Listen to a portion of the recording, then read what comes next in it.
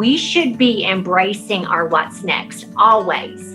Our what's next should be always on our mind. And are we happy? And are we living with passion? Welcome to the For the Love podcast with me, Jen Hatmaker. Today we're talking about how to say yes to what's next with entrepreneur and star of TLC's Say Yes to the Dress Atlanta, Lori Allen. Hey everybody, Jen Hatmaker here.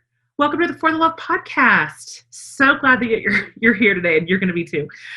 Oh man, you guys. We're in a series called For the Love of Small Wins, which is exactly what it sounds like. We just got here to the back half of 2020 as a team and said, where's the joy? Like, where's the victory? Where's the win? Where's the happiness? Where's the encouragement? Let's bring it to the table. And so, we've all been forced to do so much major pivoting this year. And when so many of us were already at critical mass, having to weather all this change in real life, making sure that we are keeping our families safe, that we have enough in the bank to make it for the next little bit. It's just hard. It's just hard. And I know that if you're anything like me, I lay down at night and then my brain wakes up and it wants to think a million thoughts in a million different directions. And it can just be paralyzing. And so my next guest today has a little advice on how to get through this next day, this next season, just by saying yes to the very next thing.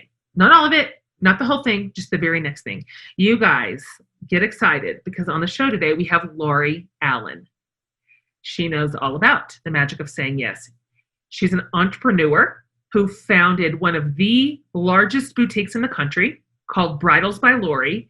And you probably know her as the star of Say Yes to the Dress Atlanta on TLC. Every one of you who planned your wedding when you were in kindergarten probably just squealed. But even if you're not super into weddings, you're going to love meeting Lori today because she is this really savvy businesswoman who has seen it all and endured it all and kept her business and her life and her family going through every single bit of it. She has said yes to all kinds of different roles. She's a wife, a mom, a grandmother. She's the author of a brand new book called Say Yes to What's Next. She's a breast cancer survivor. We talk about all of this in this fun and lively interview. I actually loved this conversation, y'all. She's as fun as you think she is. And not only that, Lori is a wise teacher who kind of shows us how to push past our resistance to change and helps us to see the small wins that we can find when we finally let our shoulders down and just say yes to the next thing, just to the next thing, by keeping ourselves open, by staying open and engaged and curious. These are the tools that help us travel to the next spot in our story. And I asked her, tell me about a crazy bride. I asked her everything, you guys. Listen, this was my moment to talk to Lori Allen. So if I wanted to know, I asked her. We talk about the show. We talk about her store. We talk about it all. You guys are going to love it. You're going to enjoy this so much. I'm so pleased to share my conversation with the absolutely delightful Lori Allen.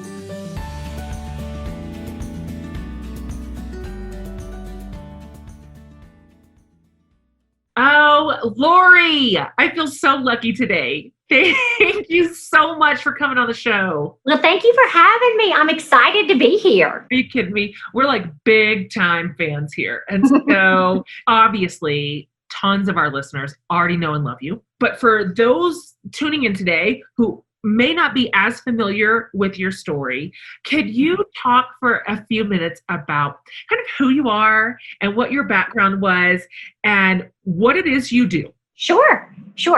So I'm Lori Allen, and I own Bridals by Lori here in Atlanta, which is a very large store. It's 25,000 square feet. I didn't know if you knew that or not, Jen. And it's 3 stories. So it's like a department store. But did I start out my life this way? Heck no. I started out in 1,000 square feet. And it was Wedgwood blue with a lattice wall in the back, tacky as I'll get out. So anyway, I own Bridals by Lori. I am starring on Say Yes to the Dress Atlanta. And we're shown in over 120 countries and have just aired our 11th season. Cannot even believe that.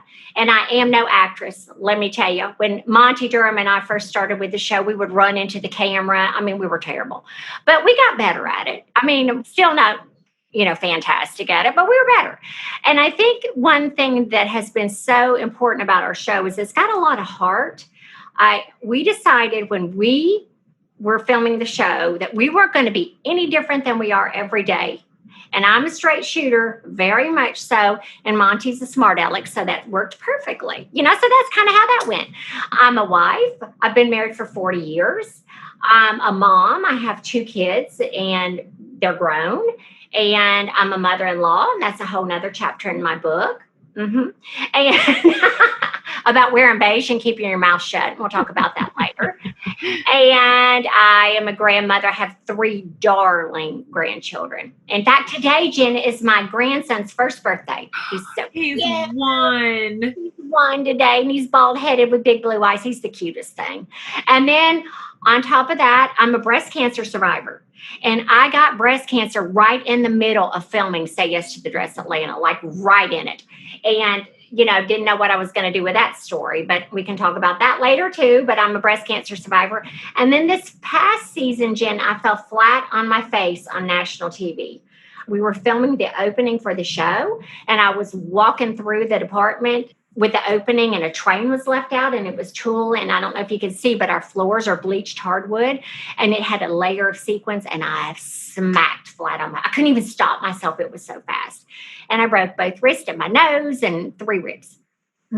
So that's what else happened to me just recently. No, you broke both wrists and your nose? Both wrists. I had a pin and a plate put in this one. Okay. And then this one was broken. They let that heal naturally. They wanted to operate on that. I broke my nose. I broke 3 ribs. I knocked myself out. I had stitches up here. I mean, it was horrible. It was like, I still have trauma from thinking about it, But then it goes to show how fast an accident, I was having the best day, and how fast an accident can happen in your life. We were having fun, and we were laughing, and we were cutting up. And the next thing is like, Lori, you need to go change for the next set. And I walk, and bam, that's how fast. So we stopped filming the show for a long time because of this fall. And then we picked it back up, and then just recently aired. Yeah. Okay. So that's who I am. I mean, look, it's an exciting life. It's what it is. It comes at you fast. Well, it's a normal life. We all have so many ups and downs in our lives. And I don't ever, Jen, say that my life has been perfect. And I'll never want to say that. And I never want to come across that way, because that's not life. It's not reality. You're right. You don't come across that way. You come across like a person that we would love to sit on a porch with and be real friends with. Exactly. I hope so. Yes, you're living a real life, and you talk about it in a real way, even though parts of your life look and feel a little fancy in your beautiful 3-story shop and your TV show, but you're still funny and spicy and absolutely normal. I hope so. I don't ever want anybody to be intimidated shopping here, even though the store is fancy and the clothes are fancy. I try to bring it back real. I always tell everybody I'm thankful that they're here, which I am, and I appreciate them coming in, because I do. And I'm out on that floor because I feel like, as an owner of a business, and it will be 40 years I've been doing this in December. As the owner of a business, when you start taking a back seat, your business starts going down. I mean, you got to be out there, and you got to be doing your thing. You're right. Okay. So you just said it. 4 decades in the bridal business. That sort of longevity is so rare. I'm so impressed the way that you've kept your business going through seasons, through thick and thin, decade after decade. Can you roll it back to the moment when you're just a fresh-faced college grad and you thought, you know what I'm going to do? I'm going to open my own store. So I'd love to hear, why a bridal shop? And what did you know about it? And did you have any idea what kinds of both triumphs and pitfalls, honestly, came with starting your own business, hanging out your own shingle? Right. Okay. So let's go back to graduating from college. I went to an all-girls school. I'm a business major, do not have a fashion degree. Don't ever pretend I have a fashion degree. I am no designer. I'm looking at the analyticals here in the business and how we can grow the business. Okay.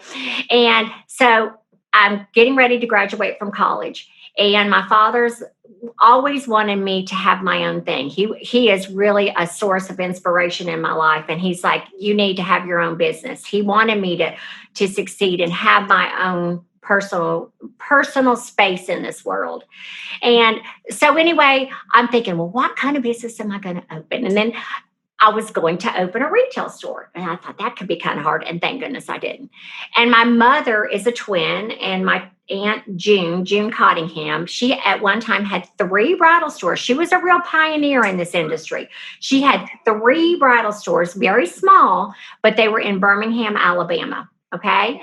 And they were called June's Brides. So I kind of grew up hearing about bridal and the fantasy of it. And you think, oh my gosh, it's going to be so fun every day. And everybody that comes in the door is going to be so sweet and so happy to be here. Have you seen the show? You know that is not true. Anyway, so Aunt June kind of spurred me to my interest in bridal. And then I worked in several bridal salons before opening mine. Getting ideas. And I would never, work in somebody and be their direct competitions. I'm talking about in other states.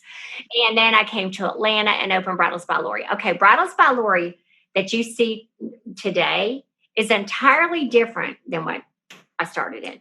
Like I said earlier, it was 1,000 square feet. It had this tacky lattice work wall, and it was, Wedgwood blue, like everything was then.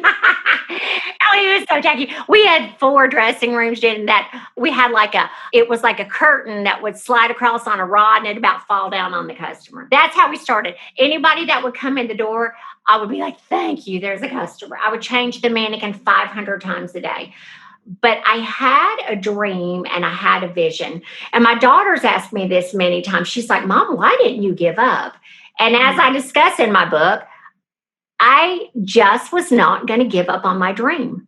And for years, and I want to say years, I did not make a lot of money in this store. No, I put it all back into the business, And we lived off my husband's income, and he never really said to me, you need to give this up. No, that's great. And no, he didn't, because he knew it was my dream and what I wanted to do. And I could see it in my head growing and getting bigger. I just didn't know how to get there. But looking back on it now, if I hadn't started there, where I am now, I would never know how to run this store. These baby steps all led me to something great, but I had to take the baby steps to get there. And I think that's what so many people now, my daughter and I were talking about this, they give up too easily on these businesses and on these dreams. It doesn't work out right away, or this dream that you have is very difficult. God doesn't promise it's all going to be a bed of roses and eat. Or we look at someone like you, Lori, who's coming up on your 40th year, and we see what you've built and the level of success you've achieved, and thought, well, I'd like to have that in my year 3. It's just not feasible. You didn't. You earned your way up. It was slow. It was long. I think so many times at this point, especially with social media, we look at all these finished products kind of around us and imagine that is a reasonable place to start, when in fact it wasn't even for you. Of course it wasn't. You grew over decade after decade after decade into what you have now. There's such a pride in that too, when you consider all the hard knocks and all the licks you took early on, and how long you worked without mega profit, and the Wedgwood blue. It's so fun to remember. Oh, I know. And for years, I took $100 a week out of this business. I put everything back into the business. Any profit at all would go back. And then we took that small store and we rented a little bit bigger space. And then I had 2 stores in Atlanta. And then I decided to buy my own building. And that's when things really started turning around, because we were on the cusp of destination shopping. We kind of figured that brides would travel. You've got a big selection, brides will travel. Yeah. Totally. And so we bought a building, it's a few streets up from us now, and it was 7,500 square feet. And then this building became available several years later, and we decided to buy. I always wanted this building, but this was a plastic surgeon's office, honey. And, the odds of them going out of business but they did. And it was like, just this slow, steady, this slow pace that I took to get to where I am. It all helped me, all along the way, all along. One of the saddest and largest casualties in the pandemic has been weddings. Yes. And so I'd like to hear how you and your staff have coped with COVID. I know that you have a huge heart, obviously, for your brides.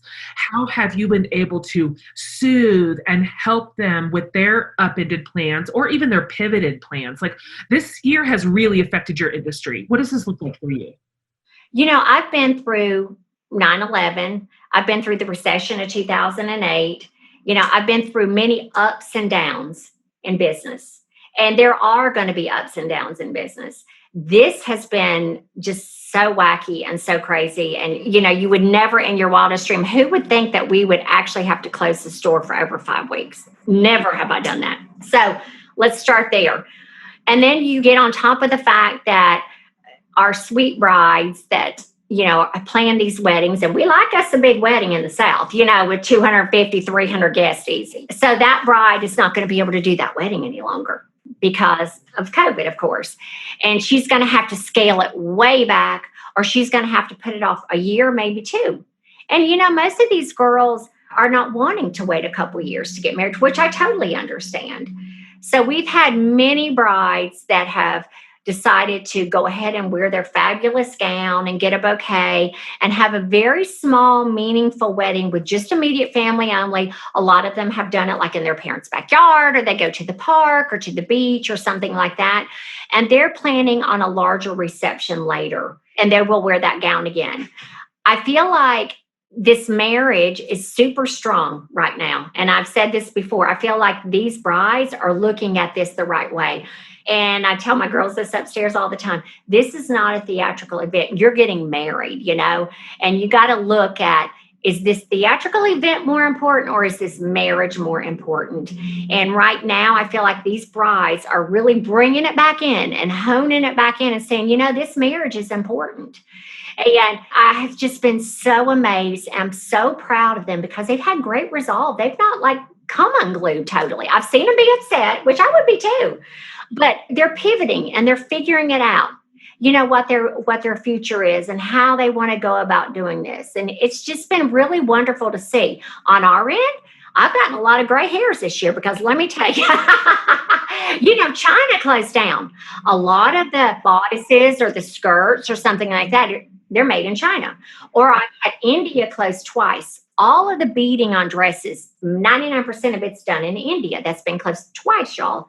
I feel like when we closed for the 5 weeks, we kept customer service open remotely. I never would walk away and not be there for my brides, okay? So customer service was open remotely, and our receiving department was open remotely at my head receiving girl's house. All the dresses shipped to her. So we kept the core of the store going, and we communicated constantly with our customers. We had to figure it out. And look, you made it. Here you are. We made it. It's not over yet, but we're making it. We're getting there, just like the brides are. We have to figure it out. Shopping now is so different too. Bridal is very touchy and feely, and you're kind of messing with her hair and you're putting a veil on. We can't do all that right now. She has to have a mask. We all have to have a mask. We have to take temperatures. We're having to limit the number of guests in here, and they have to spread out. So it's a different shopping environment. But I even shot a video on what it would be like shopping at Bridals by Lori right now, because I want to be very upfront with people on all our safety precautions and the fact that we're still open and you can still buy your bridal gown, but it's going to be a different experience because life is different right now. It is. And I bet most of your brides actually appreciate that. They appreciate the measures that you're taking because they want to get that dress and they also want to be healthy. So you are making sure they can get both. Right. And they want to bring their grandmother in here and her have on a mask and her group to be separated from the other group, all that sort of thing. And I want her to be able to do that. What's maybe one of the leading styles for wedding dresses this year? What do you see? What's the trend right now? Okay. So this has been crazy. We've missed 2 bridal markets due to the pandemic. Oh, Can you believe that? Sure. 2 couture bridal markets have not happened. And right now, designers are starting with the new collection. And I'm seeing a return to very feminine styles that you can wear outdoors or indoors, with textures and flowiness that are just a little softer, not as heavily beaded, just a softer look that could really go anywhere. Because that's where we have to be right now. You have to pick a dress that can go anywhere you want to go with it. So even the designers are kind of pivoting for COVID right now, thinking what do brides need? They have to. And to not address it would be foolish. I mean, we have to address the fact that right now, weddings are a little smaller. And so she may not want that train that's 18 feet behind her. She may want 3 feet instead. Yeah, and they're outdoors and they're in weird places. I performed a wedding. I was the officiant a couple of months ago, and we had the wedding at a drive-in theater. So everybody came in their cars.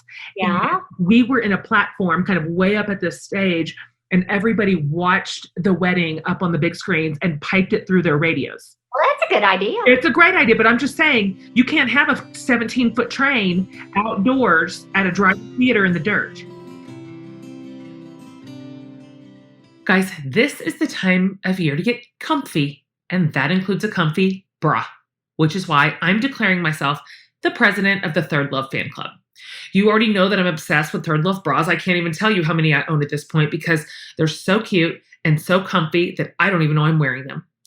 Every Third Love bra is made with memory foam cups, no slip straps, and a scratch-free band. Plus, Third Love has more than 80 sizes, so you'll definitely find yourself somewhere in there. They have band sizes from 30 to 48 and cups from AA to I, including half cups. And Third Love gives you a perfect fit promise because they stand behind their products. So if you don't love your bra, you have 60 days to return it. And listen, you can find your new favorite bra starting at just $45. So just $45 for something you're going to wear every single day that's so comfy, you won't even know it's there. That is a solid investment. Third Love knows there's a perfect bra for everyone. So right now, they're offering my listeners 10% off your first order. So go to thirdlove.com/forthelove now to find your perfect fitting bra and get 10% off your first purchase. That's thirdlove.com/forthelove for 10% off today.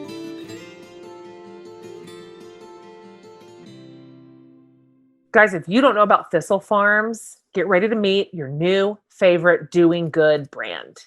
If you've been around the podcast for a minute, you already know that I love Thistle Farms. They're a social justice enterprise that provides healing, housing, and employment for women survivors of trafficking and prostitution and addiction. They're doing the greatest work. And the way they employ survivors and fund their mission is to sell these delicious lotions and scrubs and candles and essential oils that are handmade by the women in the program. Everything Thistle Farms makes is amazing. It really is. But their candles have always been my favorite. They're handcrafted, small batch soy candles made with 100% pure essential oils. Right now, I'm loving this candle in the calm scent. It's literally burning right this second in front of me. It's like standing inside of a spa. It smells absolutely incredible. And if you're looking for beautiful self-care gifts that everyone will love, plus a gift that gives back in such a meaningful way, you've got to check out Thistle Farms. They've got an offer just for my listeners. You can use the code FORTHELOVE and get 15% off their entire shop at thistlefarms.org. Stock up, y'all. Go to thistlefarms.org and get 15% off using code FORTHELOVE. All right, back to our show.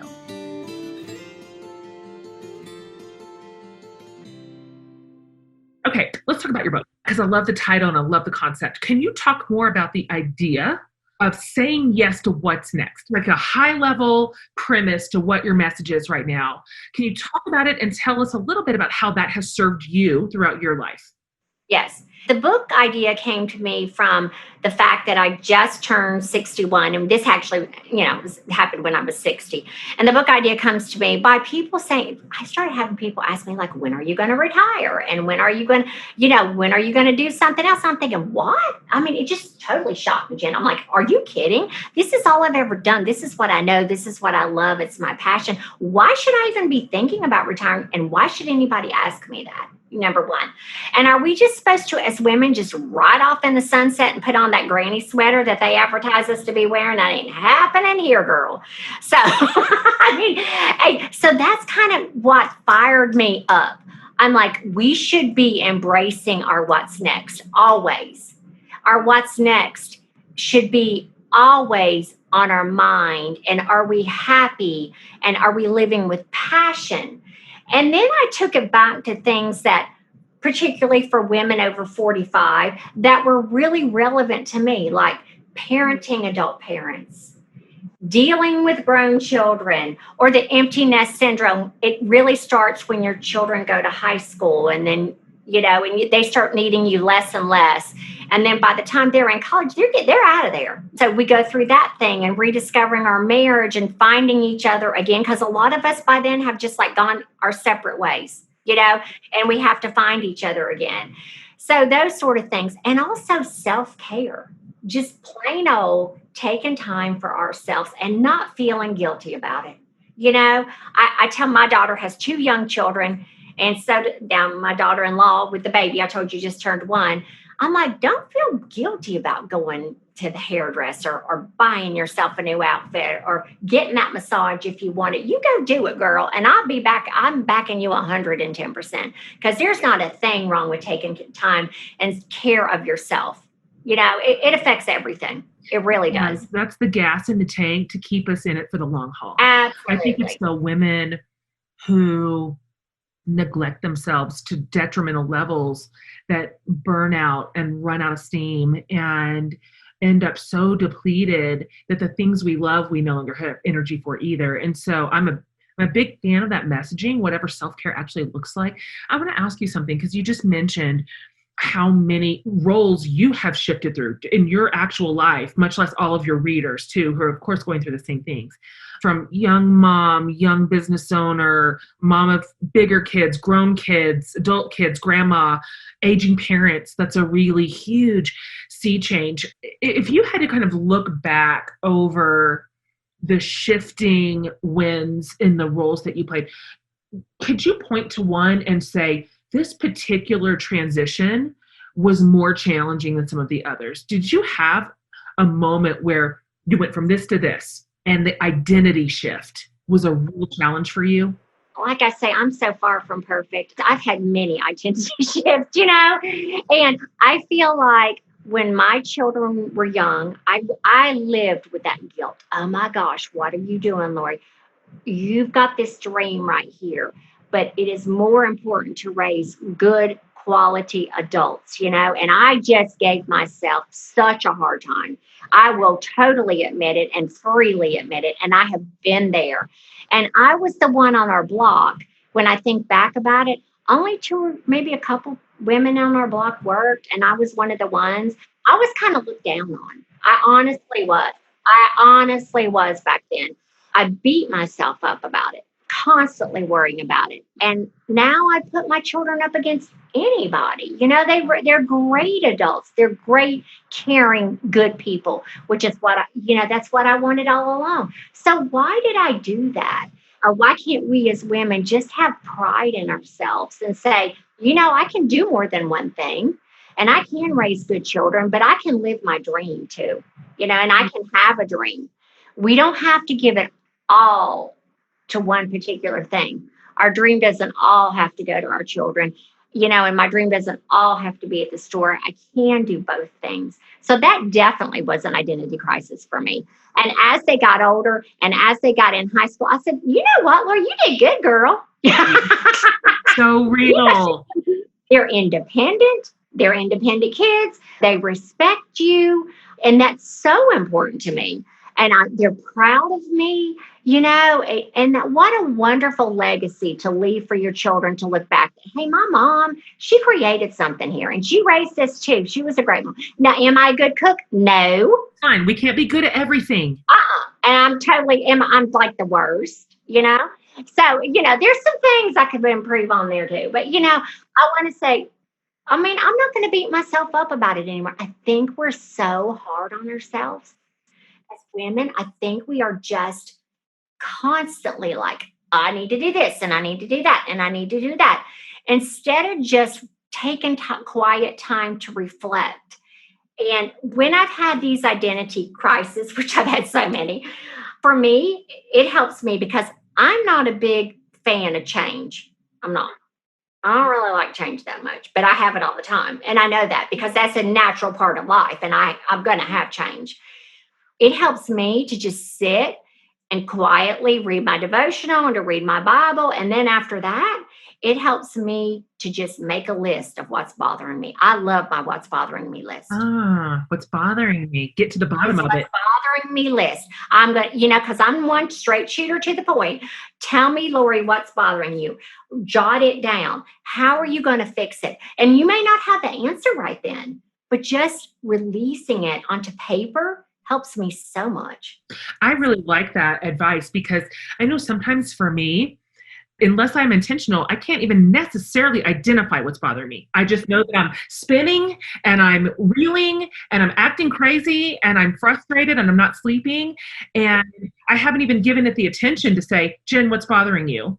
And then sometimes if I can get still enough, I get underneath my emotions and I find something that I've not examined. And even just the naming of it, the naming, oh, this is what I'm scared about right now. Or this is a thing that I didn't even really know I was worried about, but I'm worried about it. It takes some of the power away from it. And then we're able to face it with like pride. And addressing it, just addressing it. I spend a lot of time now worrying about my parents. It's just a natural thing. A lot of time. My dad is 88 and my mom is 87. They live here in Atlanta and I worry about them. And I address that on my what's bothering me list a lot. Am I being the great daughter that I want? I want to be a great daughter. I don't want to be a good daughter. I want to be a great daughter. Am I being that great daughter? Am I doing everything I need to do, to help my parents, that sort of thing. I address a lot of things on that's what's bothering me list. Other than I maybe like chocolate chip cookies. That's on my what's bothering me list too. Cook it something simple like that. That's true. I really hope that my listeners paid attention to what you said a minute ago about being too hard on ourselves in the raising kids years, because I'm just a little bit behind you. I've got 5 kids and my oldest is 22. So he's graduating from college. He's in his first grown-up person's job. Like he makes his own money. He pays his own cell phone, like on his own car insurance. And I'm like, and then I've got 2 also graduated and I'm like, look at them. They're incredible because I also built a career while I also raised them. It works out. So now I'm telling moms behind me that are younger and the guilt machine is just so crushing. I'm like, look, lay it down. These are great kids. You're a good mom. This works out. They grow up great, better than you think. They do. And so what if you didn't make cupcakes and take it in every month at school, I never did that. I mean, come on. You don't have to be the broom mom every year. You do it when you can. You may not make every single baseball game, but you get to the ones you can. We've got to cut ourselves a break as women. Most of us work now, and it's difficult. And as it turns out, turning out great young adults wasn't ever about being a perfect parent. That was a lie. That was a fake idea. Lilvis made tons of mistakes. And who started that? I don't know who started that, but I'm mad about it. It's a whole dumb idea in the first place, but we bought into it. They forget most of our mistakes. They just remember being loved and cherished. That's what sticks. They exactly. And that they're cared about, that we totally care about them, and we want the best for them. That's what they're going to remember. It sure is. It matters to them. I want to talk about this, especially in the year 2020. All of our plans have changed, all of them. And so we kind of are in this international collective sense of grief. But then there comes these moments when we're like, okay, we're going to step forward, even just one little inch at a time. And I'm thinking about you and your experience and how you started taking steps forward. Because I can imagine maybe one of the hardest blows probably that you've ever been dealt was being diagnosed with breast cancer. That was definitely a change of plans for you. Can you go back to that for a little bit? Talk about what you were feeling and how did you decide to conduct your business and your relationships in the middle of such a hard thing, in the middle of your own recovery? Yeah, I think it parallels with where we are right now, because I'm at like, have you ever noticed this? Like these horrible things happen to you when like you're at the top. I'm feeling like, oh my gosh, my business is finally really doing great, and I've got this television show and this television show is doing great and my kids are doing great. And guess what? I go in for a mammogram and I've got breast cancer. It just gets us when we're just right here, and I just was so shocked. And I was mad at my body because I'm healthy as a horse. So I'm mad at my body. Okay. Super mad. I don't understand why I got it. Although, even though I grew up hearing that I was just exactly like my Aunt Dorothy my entire life, and my Aunt Dorothy passed away of breast cancer. So, in the back of my head, maybe, it wasn't as surprising as it was when you get that phone call. And told my daughter, we go out, we had a margarita that night. We needed it. We needed 10. You did. And she's like, Mom, you need to do something with this platform that you have, and you need to share this story. And I'm like, I'm not doing that because this is so personal, you know? And I felt like my whole life was on camera anyway. And this was so personal. I said, I'm not going to do it. She said, well, you need to think about it. I made a decision. It took me about a week. And I said, you know what, Lori, you're not going to sit here and just feel sorry for yourself. I choose joy, and I choose to look forward, and I choose to go forward with this. So I made the decision to film my breast cancer journey, and I really wasn't gung ho on it, I'll tell you. But I'm like, no, I'm like, I'll do this in order that I see the big picture that it's going to help other women. Who wants to talk about like how they're going to have their double mastectomy, and, how they got scars from top to bottom. But I think me bringing it to the forefront and really talking about it made it more accessible to women. It also showed that somebody healthy as a horse like I am, and busy and all that sort of stuff, not to put off that mammogram, because I was not going to go that year. I said, I don't need to go. You couldn't even feel it. I didn't. They were all the way against my chest cavity. So, in doing so, I made the decision that I was not going to talk about this all the time. I would film it, and I was going to go on with my life. It's just a simple decision that I made, but I chose positivity. And like I said, and I chose joy, and I wanted to go forward. And I'm like, this is not going to get the best of me. This is not going to stop me. And, Jim, we all have bad things in our life. We all have so many crappy things that happen to us. We all do. But we got to go forward, and we got to say yes to what's next. We do. That I did. I chose to say yes to my own personal future, my next. I'm telling you, when that aired, well, I had one show, and then they did another show a year later. And when those aired, my store, I had people waiting outside till we finished filming to just thank me for just being so honest. Because once again, I told it like it was. I had yucky, crappy days, and I had good days. But, we told it like it was. I told how it affected my family. That's one thing I said to TLC. I said, we're going to show the good, the bad, and the ugly. And then we're going to come out of this. But we're going to show it as we're going through it, because we all go through valleys in life, But we're going to show when we get up to the top here. I think it just gave people great hope. And then I had many women write me that said it really saved their life. They went for that mammogram that they hadn't planned on going for. And they did have breast cancer, and they did catch it early. And Wow. I think that that's what we all need to do with these crappy, bad things that happen to us. We need to share.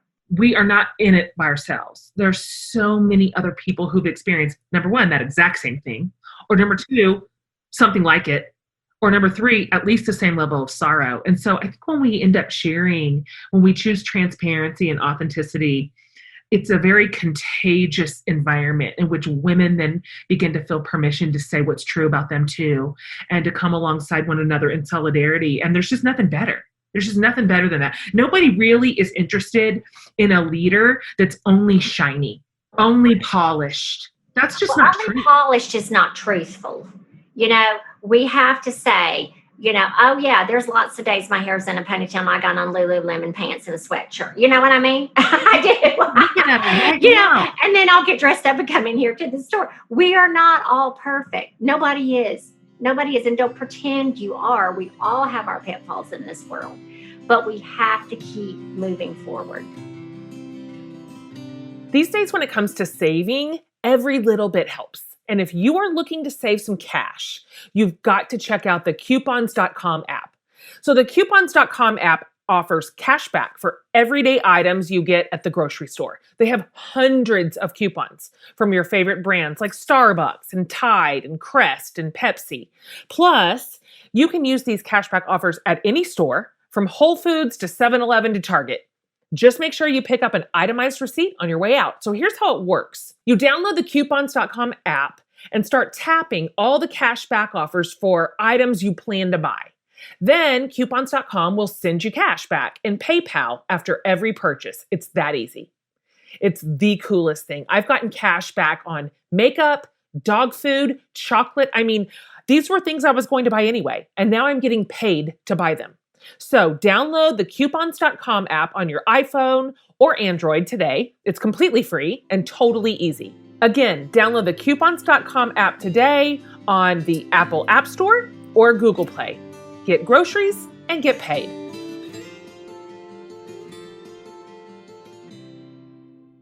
This season, give the gift of comfortable, washable, and sustainable shoes and bags from Rothy's. You know that I am obsessed with Rothy's. I wear my leopard print Rothy's on repeat every single week because they are so cute and so comfortable. I'm always checking out the Rothy's website to see the new colors and patterns they have because they're constantly making something new and adorable. Plus, Rothy's are made, as you know, from plastic water bottles, and they've used over 70 million water bottles to make beautiful shoes and bags and face masks. And I don't know what kind of sorcery they're using, but if you told me that these comfy shoes were made from plastic water bottles, I'd never believe you. They are magic.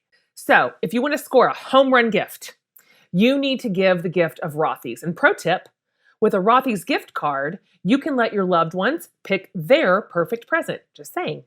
So check out all the amazing shoes and bags and masks available right now at rothys.com/forthelove. So that's Rothy's, Rothys, rothys.com/forthelove. Style and sustainability meet to create, I promise, your new favorites.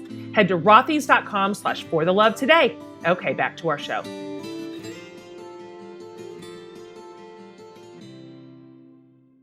Before we kind of wrap it up here, my listeners would kill me if I didn't ask this, but we've just got to know, because you must have, I can't even think, hundreds and hundreds. But if you had to pick this is either a bride story or a wedding story. This one was for the books. This one was like for the record books.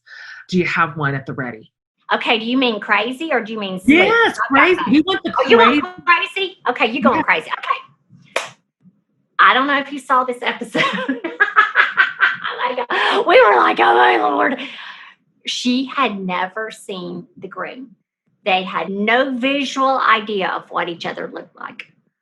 She comes in, she picks out a dress, and when she walks down the aisle in this dress would be the very first time she saw the groom. We're like, are you kidding? She met him on the internet. They never exchanged pictures of one another, and they set a wedding date. No.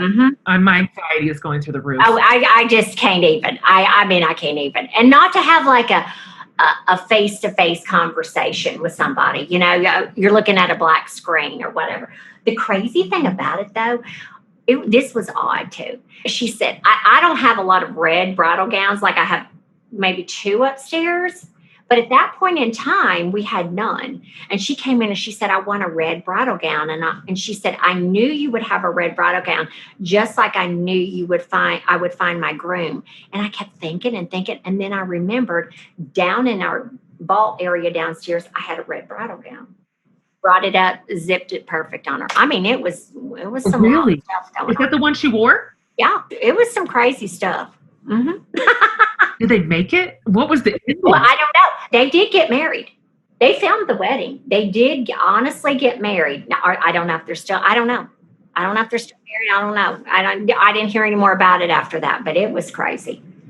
I mean, you've seen it all. You had to have seen it all. Every kind but of. Then you know what? That's what's so great about it. Then I have new stories that I haven't seen, or haven't heard, and I'm like, whoa.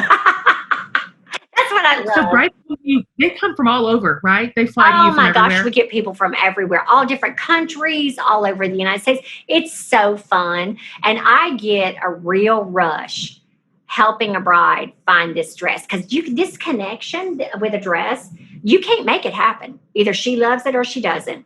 And she connects with this garment and she knows this is what she wants to wear to take this next step in her life. And I just get a real rush from it. It is so fun. It is so fun. Do you have a lot of young business who are entrepreneurs come to you and say, I want to be you. I want this. Oh, I want to build what you've yeah. Like I'll have them walk in the store and they'll go, oh my gosh, Miss Lori, I want this. I want this. And I said, you can have this, but it's not going to happen tomorrow. This is what you have to realize. This is a lot of work, and you've got to take baby steps to get to this point to be able to do this. But you can do it, but you got to hang in there. Get your little 1,000 square foot room with some lattice work, and you too and can get started. Mm-hmm. That's right. Okay, we're going to wrap this up. These are a couple of questions that I'm asking everybody in the Small Wins series, and you can just top of your head, whatever comes to mind. Here's the first one. What is something maybe that you have been grateful for this year in 2020? Oh, can I say two things? Absolutely. Okay, number one, well, first and foremost is my faith. First and foremost, without a doubt, because my faith has helped me remain calm with a clear head and try to figure this mess out in business and in life, And then the second thing would absolutely be my health and my family. We're healthy, and I'm thankful for that every day. Absolutely. And when that's been challenged, then you know to really, really be grateful for it. Exactly. Once you've survived. Okay, how about this? What's maybe one small way that 2020 has changed you for the better? Oh, I know what that is. 2020 has caused me to have more time. All of us have had more time because we have been at home more and we have not been running around like a chicken with our head cut off. So it has caused me to reflect more. And with this reflection, I have had more time to figure out, what are my passions, just like in the book, and just take more time for myself, and I like this reflection time. I really do. I really, really do. I love that. I'm not going to stop that. Even after we get back to normal, I'm still going to have my reflection time. I love that because who knows what's ahead of you? Who knows what new chapter you're going to add to your career, to your business? I mean, you probably never expected that you'd have a TV show, and yet you do. Reflection prepares us for what's coming, even if it's unexpected. That always helps me hold my hands open to be like, I'm willing to consider all kinds of innovative, exciting things in front of me, even if I've never even thought of it, even if it's outside of my imagination. Right. And we have to be open. Yeah, exactly. Say yes to the next thing. That's what we do. Exactly. Even if it's like, whoa, this is crazy. Okay, well, look. Here's the last question, and this is something that I ask every single guest in every series, and you can answer this however you want to answer it. It can big, small, important, absurd, your choice. But this is the question. What is saving your life right now? What is saving my life right now? Okay, let me think about this a second. Saving my life has been my relationship with my family, because I think we've even become closer now because, we're all each other can really see besides work. So yeah, I want to say relationship with my family. Exercise has really helped my head this year. I've already talked about my faith. Absolutely. That would really be number one still. And chocolate chip cookies. Yes. Do you make them homemade? Oh, I do like a homemade, but I don't like cooking. I hate cooking. I like to just go get some Miss Fields or whatever. I'll eat. I can't remember the last cookie I made, but I will eat it. I will eat somebody else's. Yeah. Mm-hmm. Yes. Lori, we are such fans and just love your work. You give us a lot of joy. You give us a lot of laughter, a lot of hope. And it's always been meaningful, but it's super meaningful this year. In this very hard year, we're so happy sometimes just to turn you on. And we know that is going to be an entertaining moment of my day. I cannot wait to see who's coming in the door. What are you going to say? What's going to happen?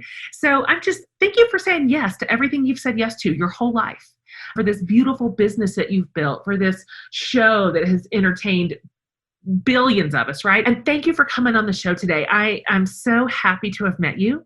You've got a big fan in me forever. And so whenever I get married, I'll send them straight to you. Yes, you can. Straight to you. Thank you. Thank you for having me. Thank you, Lori. All righty.